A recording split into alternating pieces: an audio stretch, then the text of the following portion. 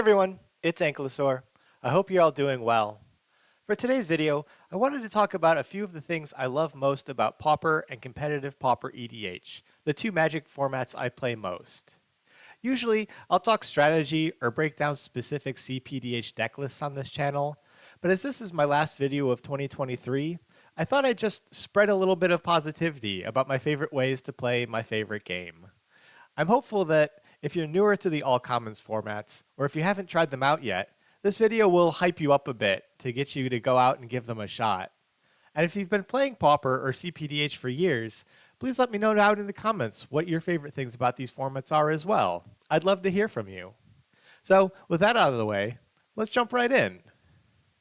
First of all, I love the wide range of archetypes present in both 60-card Pauper and Pauper EDH.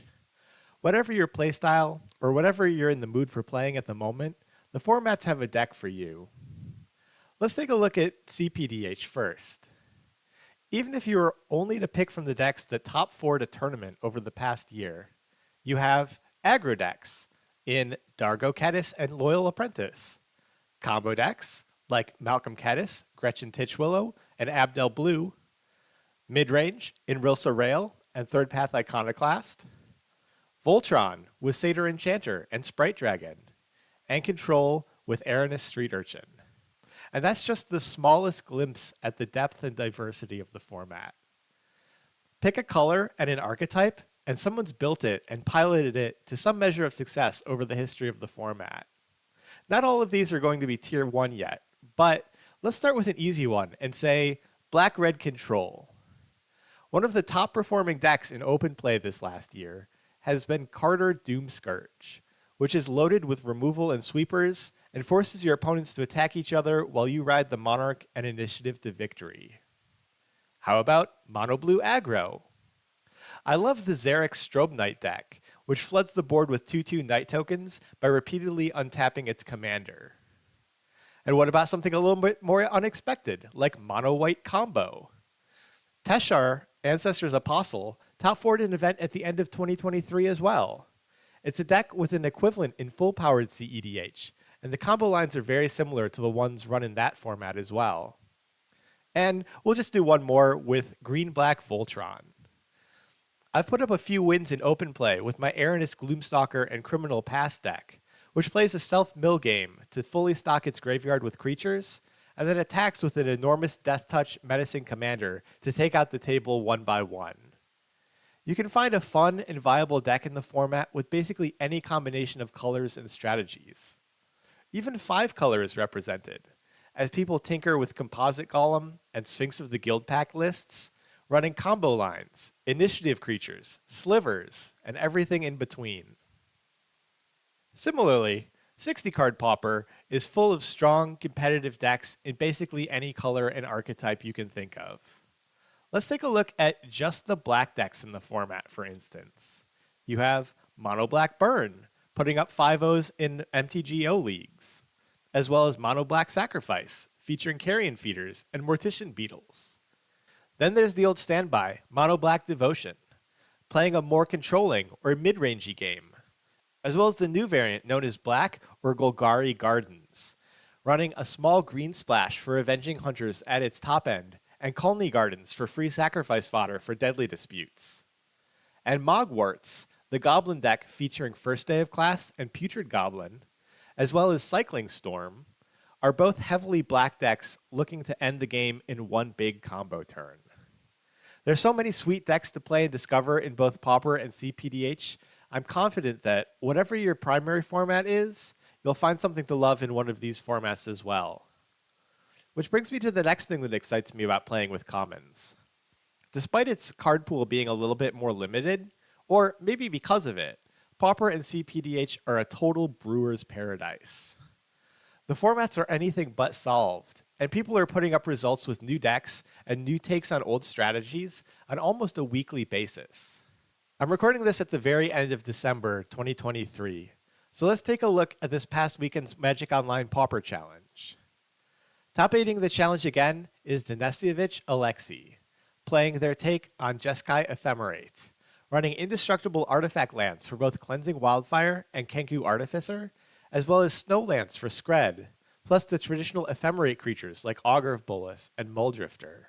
It's a list that I've lost to on numerous occasions now, and it's really neat to see the evolution of this archetype.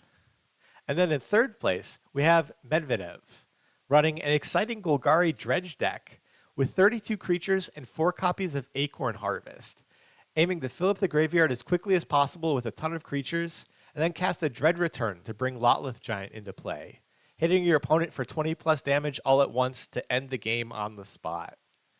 This is a deck that people have been fiddling with since Lotleth Giant got downshifted, and it's sweet to see it finally have a breakout performance in one of the big weekend events online. There were 7 different archetypes in this top 8, and several more represented throughout the standings. It's definitely a great time to be a Pauper brewer. Competitive Pauper EDH, too, is an amazing place for brewing decks. There are several discords devoted to the format, and people are posting and discussing new takes on commanders almost every single day.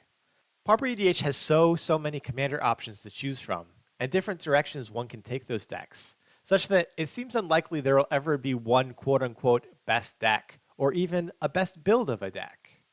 Let's take a look at one of the more popular commanders in the format, Third Path Iconoclast.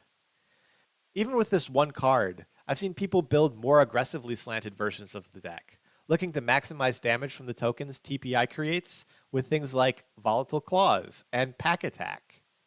I've seen controlling versions of it that play a lot of interaction and primarily use its tokens as blockers, looking to eventually stick a pinger creature like a Firebrand Archer and a source of card draw like Ophidian Eye or Tandem Lookout to get way ahead on resources, eventually burning the table out with multiple pingers. And then there are versions of the deck that run a combo finish as well. And not even the same combos. Peregrine Drake with Ghostly Flicker and an Archaeomancer is a version that has done well at tournaments this past year, but I've seen Banishing Knack varieties of the deck too, which are always exciting to see. There's so many great deck builders and players in the CPDH tournament scene, and it's always a joy to see what new lists people are coming up with. This brings me to the next thing I love, and that's the Pauper communities. They are, by and large, an incredible, passionate, and caring group of Magic players, always looking to spread the word about their favorite formats and bring new players into the common cardboard fold. Part of Pauper's continuing growth comes not just from the players and content creators who spread the good word about the format, but also the Pauper Format Panel Advisory Group, founded by Gavin Verhey at Wizards of the Coast. The panel discusses the health of the format and makes recommendations for bannings and unbannings as problematic cards crop up. My favorite thing about the panel is how transparent they are with the community about the reasonings behind their decisions and the data that goes into them. Gavin's articles and videos on the state of the format are always fantastic deep dives into what is and isn't working in Pauper, and what dials could be tweaked to make Pauper the best it can be. I hear all the time from standard and modern players that they wish their communities had a format panel as well, due to the way bans are handled and discussed in 60-card Pauper. Likewise, the PDH Rules Committee is a great, knowledgeable, and dedicated group of individuals who look to make the format as fun and healthy as it can be. It's a difficult task, as they cover both competitive Pauper EDH as well as the more casual side of the format as well.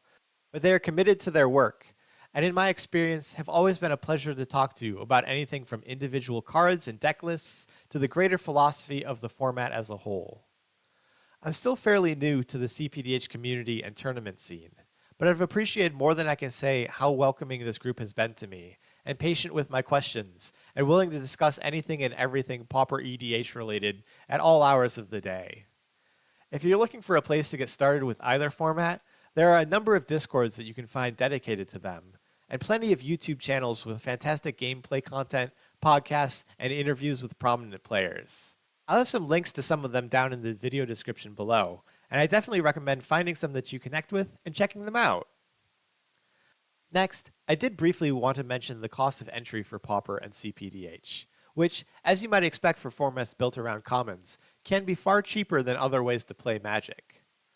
Looking at the metagame pages on MTG Goldfish to get a ballpark figure, a top-tier standard or pioneer deck costs about $300 to $500 US these days, with some of the aggro decks coming in around $175 or so. And modern decks are closer to $800 to $1,000 at the moment. Pauper, on the other hand, clocks in between $50 and $80, with some decks as cheap as $20 or $30, in the case of Black Burn, Bogles, or Walls combo, to name a few.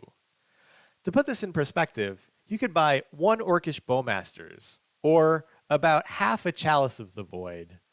Or you could have an entire top tier deck in one of the most fun and skill testing formats around. If Commander is more your speed, the same is true of CPDH. One of the best combo decks in the format is Malcolm Kedis, which won the finals of one of the most recent online tournaments on the third turn of the game. Turn 3! And the entire deck is just over $40. Again, compare that to a normal Commander deck, or a CEDH deck. $40 will get you a single mana drain, or maybe a doubling season. Or you could be playing a tried and true powerhouse of a deck for the price of one mythic rare. This is actually how I got into 60-card Pauper, and how I started a small Pauper scene in my area. I wasn't playing any Commander at the time, so I went into my local game store and traded in a bunch of EDH staples for store credit. And then I used that store credit and basically bought the format. Artifact lands, Chainer's Edicts, extra lightning bolts, ponders, dust to dusts, the whole 9 yards. And I built myself a bunch of decks, and I just lent them out to anyone who wanted to play, so they wouldn't have to go out and build a deck if they didn't have the time or money to do so. Eventually, those people decided that they did like the format and wanted to build decks of their own, and made extras to lend out to their friends. And now we get about a dozen or so players almost every week at the little store that I go to. Anyway, if you're someone like me who enjoys mixing it up and playing different decks from week to week, or game to game if you're playing casually, Pauper and CPDH are great budget formats to get into. And if you have the resources to make it happen, I definitely recommend making an extra deck or two for friends to borrow, so they can do a little bit of a try before you buy with the format and discover for themselves how great it is. Which brings me to my last point, which maybe should have been my first point. The gameplay is so good. Pauper and CPDH are both highly interactive, high-powered formats in which every decision matters.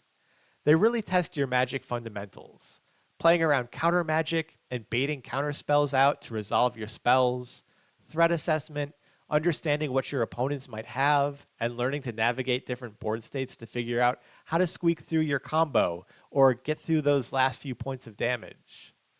Because the card pool is limited to only commons, or commons and an uncommon commander in CPDH, there are also far fewer game-ending bombs than you might encounter in other formats.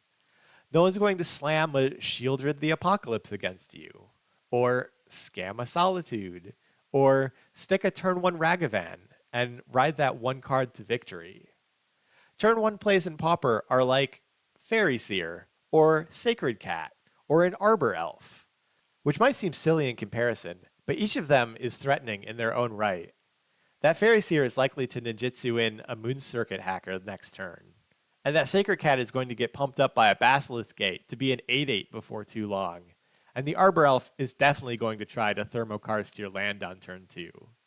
But these cards aren't going to win the game all by themselves. And in CPDH, there aren't any Planeswalkers to worry about, or extra turn spells, or Cyclonic Rifts to reset the whole game.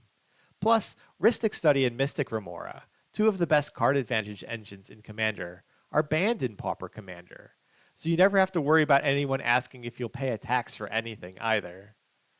I certainly enjoy playing with rares and mythics every now and then. I'm a big cube drafter as well. But in Constructed, I love the way Pauper and CPDH make me think and plan out my turns. And maybe I enjoy them so much because I do enjoy drafting as well. There can be a bit of a limited feel to the games, where you're playing cards that don't make the cut in other formats anymore, but would be absolutely fine picks in a booster draft. In any event, Pauper and CPDH both strike an excellent balance between games that can end quickly if there isn't any interaction. Burn is a fine example of a deck that can win on turn 4 or so in 60-card Pauper, and I mentioned the speed of some of the combo decks in CPDH already. But there are also control decks in both formats that can really grind and stretch games out past turn 10 as well, if that's the kind of magic you enjoy most. So there you go. These are just a few of the reasons why I love Pauper and competitive Pauper EDH, and why I keep coming back to the All Commons formats over other types of 60-card Constructed or Commander. I hope this will get you fired up to play some Pauper soon yourself. And as I mentioned up top, I'd love to hear from you and what you enjoy most about these formats too. Or, if you haven't given them a shot yet, what decks do you play in other formats? If you'd like a recommendation of something to try in Pauper or CPDH to get started with. Thanks so much for watching, everybody, and I'll be back soon with another CPDH video. Bye!